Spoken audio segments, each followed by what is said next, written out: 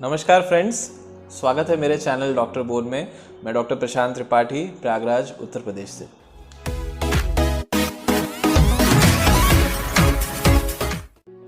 ये जो वीडियो है ये हमारे नी रिप्लेसमेंट सर्जरी के सीरीज़ में एक और वीडियो है और इसका शीर्षांक है life after a knee replacement surgery.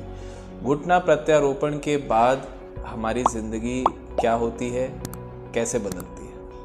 तो दोस्तों, नी रिप्लेसमेंट सर्जरी मैं एक बताना चाहूँगा कि जो वर्ड रिप्लेसमेंट है वो एक मिसनोमर है।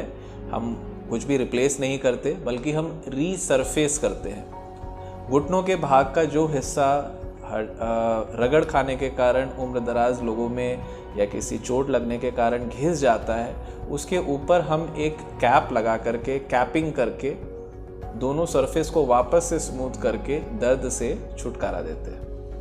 तो जो नी रिप्लेसमेंट सर्जरी है वो बेसिकली एक लाइफ चेंजिंग ऑपरेशन है, लाइफ सेविंग ऑपरेशन नहीं है। चेंजिंग का अर्थ क्या है कि एक तरह से मरीज़ का पुनर्जन्म होना, एक तरह से मरीज़ को वापस से जो वो 20 साल या 25 साल यंग कर देने की सर्जरी।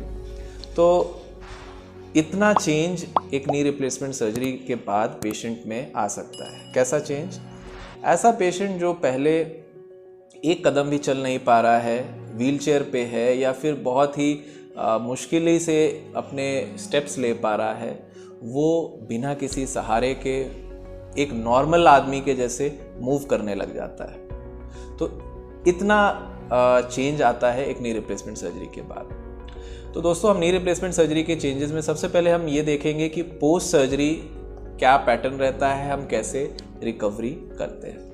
तो अमूमन आज की जो टेक्निक्स हैं वो इतनी मॉडर्न टेक्निक्स हैं। हम जो है ऐसी टेक्निक्स यूज़ करते हैं जिसमें नी रिप्लेसमेंट सर्जरी में कहीं पर भी मांसपेशी को चीरा या फाड़ा नहीं जाता।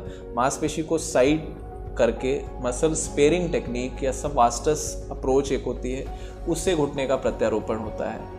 इसका सबसे बड़ा फ़ायदा ये होता है कि मरीज़ 12 से 24 घंटे के अंतराल में ऑपरेशन के बाद अपने पैरों पर खड़ा होता है और एम्बुलेट करने लग जाता है, मूवमेंट करने लग जाता है। इसके अलावा हम लोग की रूटीन प्रैक्टिस में हम पेन कंट्रोल के लिए एपिड्यूरल कैथेटर्स या फिर लोकलाइज फीमोरल ब्लॉक्स का यूज़ करते हैं। ये क्या भला है?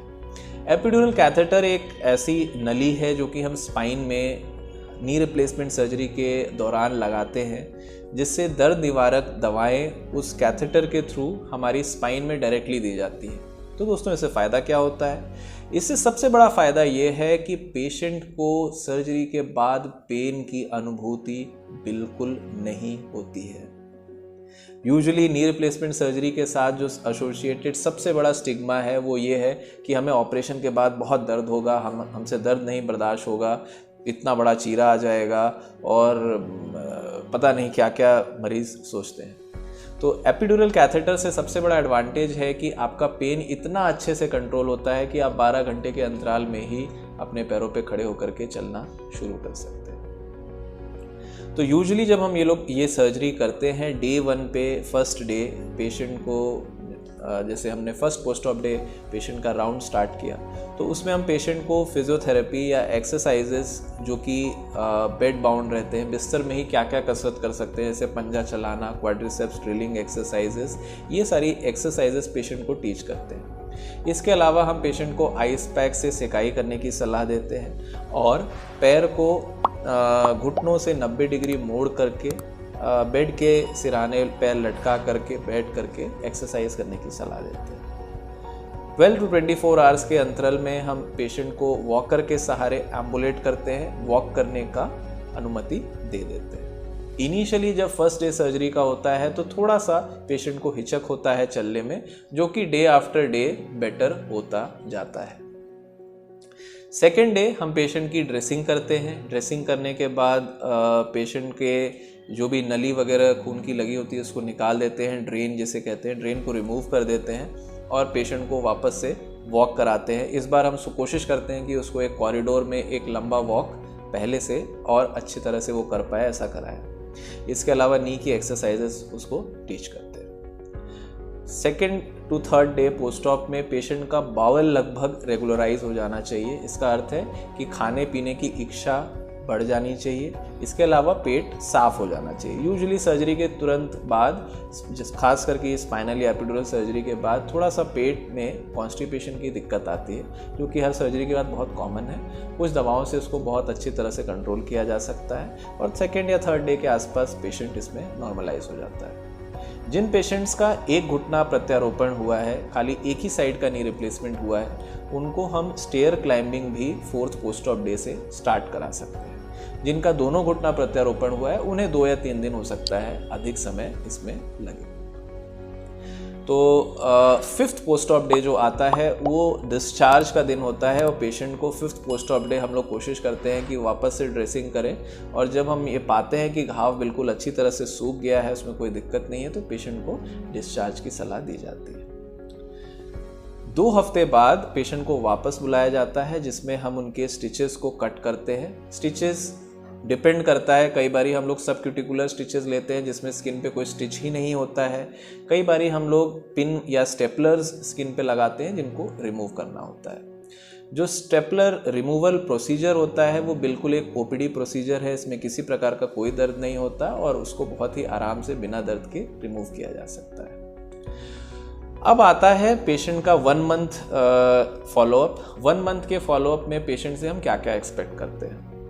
हम पेशेंट को घर पर रूटीनली विगरस फिजियोथेरेपी की एडवाइस देते हैं। पेशेंट के पास घर पर फिजियोथेरेपिस्ट जा कर के एक्सरसाइज कराते हैं और उनकी मोबिलिटी समय के साथ बढ़ाते हैं। मेरा ये मानना है कि मेरा पेशेंट 2 हफ्ते से 3 हफ्ते के अंतराल के बीच वॉकर को छोड़ करके स्टिक पर कन्वर्ट हो जाना चाहिए और ज़्यादा से ज़्यादा 1 हफ्ते और में वो स्टिक से इंडिपेंडेंट वॉक भी कर सकता है। लेकिन वर्ड ऑफ कॉशन दोस्तों, ये इस पे निर्भर नहीं, ये थोड़ा सा जो चीज़ है ये पेशेंट टू पेशेंट वेरी करता है। ज़रूरी नहीं है कि जो पेशेंट, हर पेशेंट उसी तरह से उसी पैटर्न में, स्ट्रिक्ट पैटर्न को ही फॉलो करे। थोड़ा सा अपनी बॉडी की शक्ति, थोड़ा सा अपना आत्मविश्वास, इन सब चीज़ों पर भी ये चीज़ें थोड़ा सा डिपेंड करती हैं। तो रिकवरी थोड़ा सा अगर डिलेड भी हो रही है, लेकिन पेशेंट की नीड्स और पेन फ्री रिकवरी होना बहुत ज़रूरी है। तो 1 मंथ फॉलोअप में पेशेंट या तो एक स्टिक के साथ आता है या फिर इंडिपेंडेंटली वॉक करता आता है, एक्सरसाइजेस बहुत ही अच्छे से कर ले जाता है और उसे अब कोई पेन की दिक्कत नहीं होती है। अब नेक्स्ट फॉलोअप उसका 3 मंथ्स पे होगा और 3 मंथ्स के दरमियान वो अपना ट्रैवलिंग करना, कहीं पर भी जाना, एक बहुत ही नॉर्मल रूटीन लाइफ अब वो जी सकता है और कोई बाहर से देख करके पहचान भी नहीं सकता कि उसका घुटना प्रत्यारोपण हुआ है। तो दोस्तों, लाइफ कितनी होती है नी रिप्लेसमेंट सर्जरी की। नी रिप्लेसमेंट सर्जरी एक अभी आधुनिक युग में इतने अच्छे इम्प्लांट्स हैं अपने पास, तो लगभग हम एक एवरेज अगर बोले तो 15-17 ईयर्स तो एटलीस्ट ये नी रिप्लेसमेंट सर्जरी लास्ट करती है। बाकी आपके प्रिकॉशंस और आपके किस तरह से आप अपने जोड़ को संजो कर रखते हैं, संभाल कर रखते हैं, उस पर आपकी जोड़ की एज डिपेंड करती है। लेकिन इसमें सबसे इम्पॉर्टेंट चीज़ जो है वो ये है कि नी रिप्लेसमेंट सर्जरी एक लाइफ चेंजिंग ऑपरेशन है। पेशेंट जो कि व्हील चेयर पे था वो वापस से चलने फिरने लग जाता है और एक नॉर्मल इंडिविजुअल, या फिर ऐसे समझें कि जो वो 20 साल पहले था वैसा पुनः हो जाता है। तो ये एक बहुत ही अजूबा है, बहुत ही अच्छा एक मिरेकल है और हमें बिल्कुल नहीं घबराना है इस सर्जरी से। अगर हम गूगल पे एक सर्च मारें कि नी रिप्लेसमेंट सर्जरी का सक्सेस रेट क्या है, तो दोस्तों you will be shocked, it's more than 90%। तो आपको इस सर्जरी से कोई भी डरने की आवश्यकता नहीं है। आप बेहिचक अपने नज़दीकी जॉइंट रिप्लेसमेंट सर्जन से कांटेक्ट करें और अगर आपको दिक्कत है, ज़रूरत है, तो इस सर्जरी के लिए ज़रूर जाएं। धन्यवाद।